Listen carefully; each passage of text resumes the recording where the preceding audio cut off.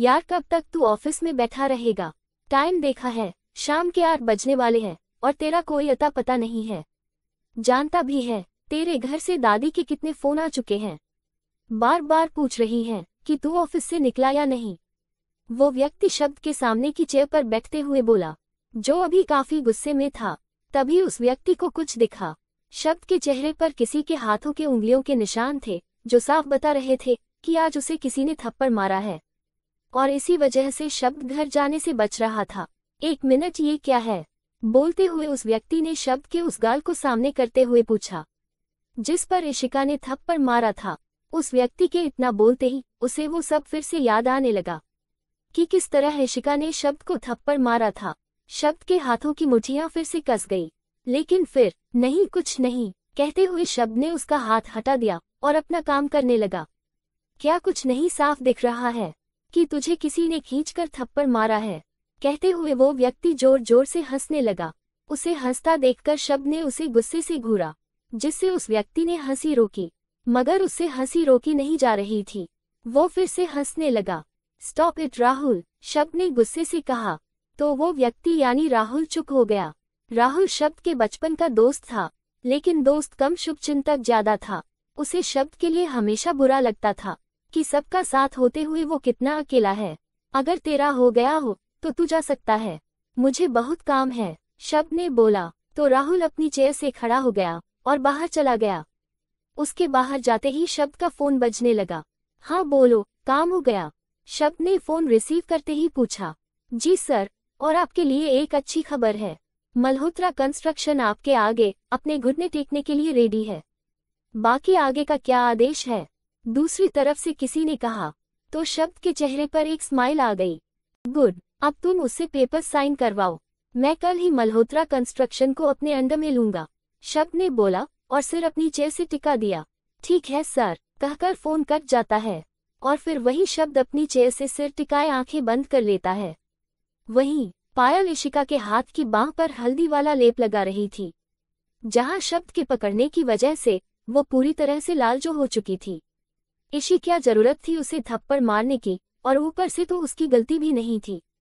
पायल ने लेप लगाते हुए कहा। अरे यार बताया तो, उस वक्त मैं गुस्से में थी और मुझे लगा शायद ये वही लड़का है, तो हो गई मुझे मिसअंडरस्टैंडिंग। क्या करूं बोल, इशिका ने चिढ़ते हुए कहा।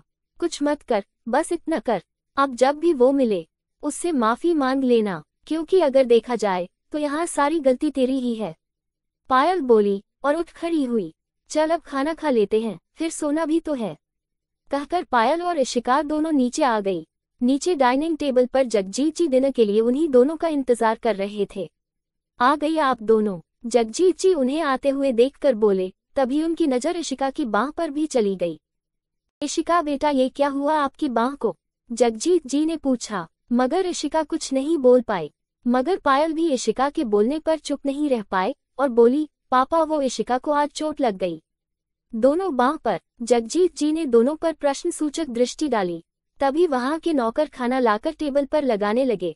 छोड़िए ना पापा, खाना आ गया है, खाना शुरू करते हैं, पायल ने बात संभालते हुए कहा। तो इशिका ने दोनों को खाना परोसा और खुद भी साथ में खाने लगी। पायल, आपकी मॉम का फोन आया था, जैसे ही जगजीत जी ने कहा। पायल के हाथ खाना खाते खाते रुक गए, जिसे इशिका ने भी देख लिया, मगर कुछ बोल नहीं पाए। पायल, नेक्स्ट वीक आपकी मॉम इंडिया आ रही हैं अपने किसी जरूरी काम के लिए, लेकिन वो आपसे मिलना चाहती हैं, कहकर जगजीत जी पायल की ओर देखने लगे। आपने क्या कहा? पायल ने बिना किसी एक्सप्रेशन के पूछा। कुछ नहीं कहा, सोचकर बताऊंगा, जगजीत जी इतना ही बोले कि पायल टेबल पर से उठ गई और बोली, कह दीजिएगा मिसेज रोवल से कि उनकी बेटी उसी दिन उनके लिए मर गई जिस दिन वो अपने सपनों के लिए आपको और मुझे अकेला छोड़कर उस आदमी के साथ गई थी, कहकर पायल ऊपर अपने कमरे में चली गई। पीछे पीछे इशिका भी चली गई। नीचे जगजीत जी टेबल पर बैठे कुछ सोच रहे थे। उनका चेहरा भी पूरी तरह से ब्लैंक था। फिर वो भी उठकर अपने कमरे में चले गए। अगला दिन पायल अभी तकिए में मुंह छिपाए सो रही थी। सुबह के 8:30 बज रहे थे। इशिका पायल के कमरे में आती है, जहां पायल अभी भी सो रही थी। पायल उठ, सोने देना इशी, पायल ने नींद में चिड़चिड़ाते हुए बोला। पायल उठ ना, सुबह के 8:30 बज रहे हैं और आज भूल गई, हमें ऑफिस भी तो जाना है। आज से फुल टाइम करना है, पता है ना? इशिका ने ब्लैंकेट खींचते हुए कहा। क्या यार इशिका, प्रॉब्लम क्या है तेरी? पायल गुस्से में उठते हुए बोली। मेरी कोई प्रॉब्लम नहीं है। प्रॉब्लम तो तब होगी जब हम देर से पहुंचेंगे। आज ऑफिस टाइम पर जाना है, पता है ना? इशिका ने उसे ऑफिस टाइम याद दिलाते हुए कहा और उसका ब्लैंकेट खींचकर उसे फोल्ड करने लगी। इशिका की बात सुन पायल बाथरूम के अंदर भाग गई। मल्होत्रा कंस्ट्रक्शन। इशिका और पायल दोनों मल्होत्रा कंस्ट्रक्शन के बाहर खड़ी थी, क्योंकि वो दोनों यही पार्ट टाइम जॉब करती थी और अब फुल टाइम करने वाली थी। चल जल्दी कर, हमें ऑफिस गेट पर एंट्री भी करनी है, इशिका बोली। गेट की तरफ चल दी। उसके पीछे पायल भी एंट्री करने आई। आज आप दोनों मॉर्निंग में ऑफिस की गेट के बाहर बैठने वाला गेटकीपर ने पूछा। हाँ, आज से हम मॉर्निंग में ही आएंगे काका, कहकर इशिका ने सामने रखी रजिस्टर में साइन कर दिया। वो गेटकीपर लगभग 50 से 55 साल के आसपास का था और सबसे बहुत प्यार से पेश आता था। इन दोनों से भी उसे खास लगाव भी था, क्योंकि ये दोनों उन्हें उनकी बेटियों की याद दिलाती थी। फिर पायल ने भी साइन कर दिया। अच्छा काका, हम अंदर जाते हैं, कहकर इशिका और पायल अंदर जाने लगी। तभी 3-4 गाड़ियां एक साथ मल्होत्रा कंस्ट्रक्शन के बड़े से गेट से अंदर आने लगी और एक साथ ही चारों गाड़ियां रुकी। आज कुछ है क्या? इशिका ने पूछा तो पायल ने भी कंधे उचका दिए, जैसे उसे भी इस बारे में ना पता हो। होगा कोई, हो सकता है कोई इन्वेस्टर हो, पायल बोली। तो इशिका ने भी सहमति जता दी और फिर इशिका और पायल भी कंस्ट्रक्शन के अंदर चली गई। तभी उन चारों में से 3 गाड़ियों का दरवाजा खुला और उसमें से सभी बॉडीगार्ड बाहर निकल कर आए और उनमें से एक ने चौथी गाड़ी का भी डोर खोला। उसमें से एक व्यक्ति बाहर निकला। जैसे ही वो व्यक्ति अपनी कार से बाहर निकला, इशिका के कदम रुक गए। उसके दिल की धड़कन भी बढ़ गई। उसके हाथ अपने आप ही अपने सीने पर चले गए, जैसे वो उन्हें नियंत्रित करने की कोशिश कर रही हो। वही हाल बाहर खड़े उस व्यक्ति का भी था। उसके दिल की धड़कन की गति भी तेज हो गई थी, लेकिन क्यों, ये उसे भी नहीं पता था। तभी उसने भी अपनी आंखें बंद कर ली ताकि वो उन्हें कंट्रोल कर सके। शब्द सर अंदर चलिए, मिस्टर मल्होत्रा आप ही का इंतजार कर रहे हैं। जी हाँ, वो व्यक्ति शब्द राठौर था। एक आवाज शब्द के कानों पर पड़ी तो उसने आंखें खोल ली और कंस्ट्रक्शन के अंदर जाने लगा। वहीं पायल अपने साथ इशिका को न पाकर पीछे मुड़ी तो देखा इशिका वहां पीछे खड़ी थी और पता नहीं किस सोच में डूबी थी। इशी, तू यहाँ क्या कर रही है?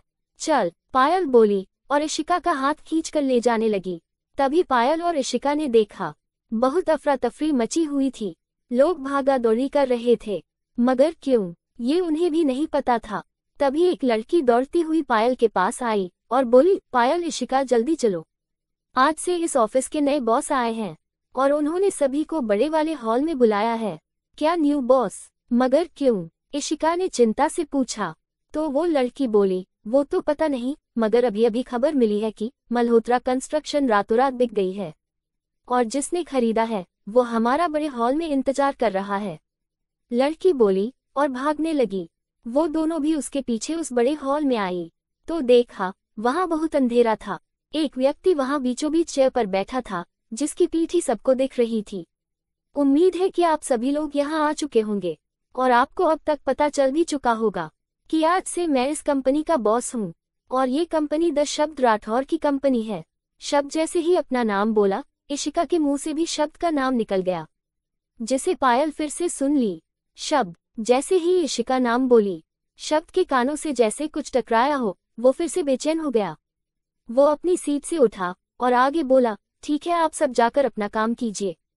कहते ही शब्द वहां से जाने लगा कि तभी इशिका का दुपट्टा शब्द के हाथ की घड़ी में फंस गया और ठीक उसी वक्त उस हॉल की सारी लाइट जल गई।